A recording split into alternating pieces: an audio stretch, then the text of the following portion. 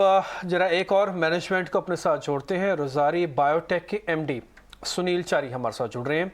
उनसे जरा करते हैं बातचीत और समझते हैं कि इस समय उनका अपना बिजनेस कैसे चल रहा है। कंपनी 2003 के अंदर शुरू हुई है, काफ़ी अच्छा काम कर रही है, स्पेशलिटी या केमिकल्स के अंदर है, टेक्सटाइल से ज़्यादा जुड़ी हुई है।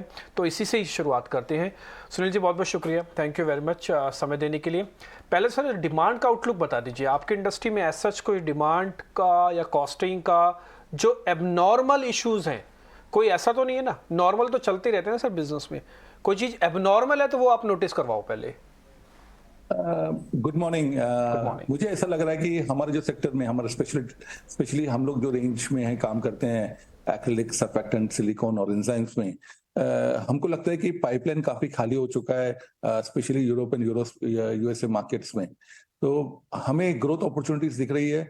हमको लगता है कि वॉल्यूम ग्रोथ हमारा डबल डिजिट्स में नेक्स्ट ईयर में बहुत इजीली होगा।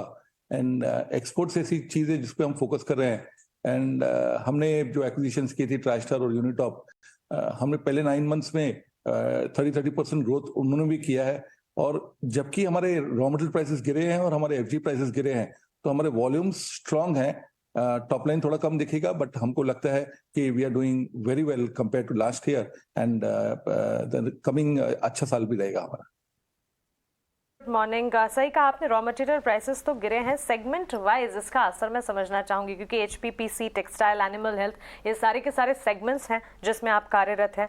कि raw material prices like acrylic acid की अगर बात करें, तिमाही आधार पर 25% तक की गिरावट यहाँ पर दिखी है। सो वी कैन एक्सपेक्ट कि इसका एक इम्पैक्ट मार्जिन पर भी पड़ता दिखेगा इन दी कमिंग क्वार्टर्स, और अगर हाँ, सेगमेंट वाइज पर कितना? तो हमको लगता है कि हमारा जो सबसे अच्छा segment in terms of margin है वो है एनिमल हेल्थ एंड न्यूट्रिशन। उसका ग्रोथ बहुत अच्छा है और हमको अगले साल में हमारे को वो भी लग रहा है कि सबसे अच्छा हमारे लिए सेगमेंट वो होगा इन टर्म्स ऑफ ग्रोथ। उसका बेस छोटा है, इसके लिए हमारे को ग्रोथ ज्यादा दिखेगा उसमें। सेकेंड वुड बी एचपीपीसी, जहाँ पे हमारे काफी नए प्रोडक्ट्स हमने लॉन्च किए हैं। आपको सबको मालूम है कि हमारा आर&डी सेंटर आईआईटी पवई में हमारे 40 साइंटिस्ट वहाँ काम करते हैं। तो हम ओनली केमिकल कंपनी है जिसका आईआईटी पवई के अंदर ही है। और हमारी फोकस कभी भी ये रही है कि हम ग्रीन सस्टेनेबल केमिकल्स लॉन्च करें। हमारे कोई भी प्रोडक्ट हमारा कोई पोल्यूशन क्रिएट नहीं करता है। तो एचपीपीसी जो होम पर्सनल केयर और परफॉर्मेंस केमिकल्स हम बोलते हैं, उसमें opportunity for growth, home care, personal care, both on ingredients and formulations हमको बहुत अच्छे लग रहे हैं। इन पेंट इंडस्ट्री बहुत अच्छा है, वाटर ट्रीटमेंट अच्छा लग रहा है। तो नेक्स्ट ईयर हमारे को लगता है कि we will be growing even in value terms if the raw material prices fall further और हमारे एफजी प्राइसेस गिरे, तो भी we will be able to grow in double digits very easily. Okay sir, ये भी समझना चाहेंगे जो सब्सिडरी की परफॉर्मेंस है आपकी वो कैसी रही? क्योंकि लास्ट क्वार्टर तो हमने देखा था कि वहाँ पे कुछ स्लो डाउन देखने को मिला था। अब आने वाली तिमाही के लिए क्या आउटलुक शेयर करेंगे आप? तो हमारे सब्सिडरीज में एक ट्राइस्टार है जिसमें मेजर रॉ मटेरियल्स हमारे फिनॉल और एथिलीन ऑक्साइड हैं। और दोनों के प्राइसेस रॉ मटेरियल के बहुत गिर गए हैं। फिर भी आप देखिए, हम 40% ग्रोथ किए हैं 9 मंथ्स में, फर्स्ट 9 मंथ्स में compare to 9 months of last year in Tristar.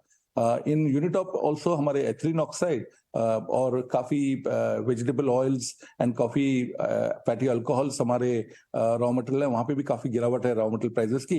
फिर भी हमको 27% का हमने ईयर ऑन ईयर 9 मंथ्स में ग्रोथ किया है। रोजारी का 168 करोड़ का जो एबिडा हमने फर्स्ट 9 मंथ्स में किया है, ये हमारा हाईएस्ट एवर है। और जो इस साल का होगा, जो एडिशन होगा, हमको लगता है कि we will be at the highest ever EBITDA ever in our history.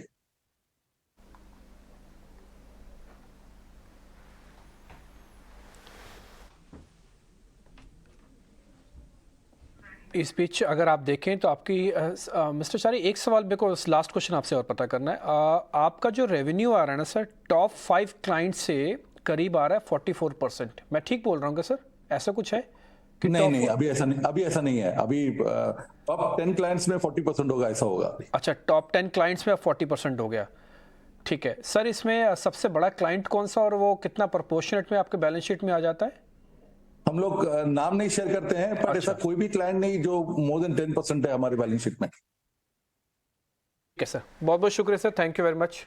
आज समय देने के लिए अच्छा लगा आपसे बातचीत करके, अच्छे से आपने एक्सप्लेन किया सारी चीज़ों का।